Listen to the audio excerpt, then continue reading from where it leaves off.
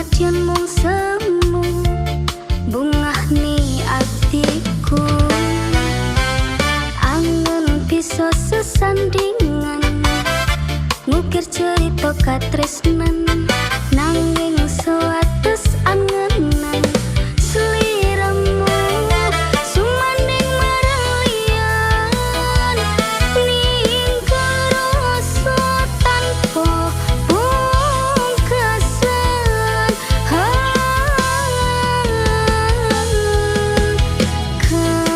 Kasunyatan ning rasa kapendung ing dodo kuciwaning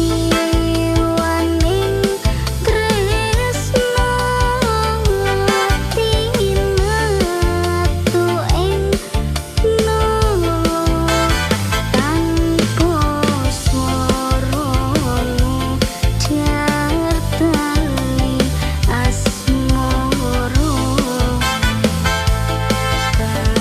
kadiolku kakowo maruto.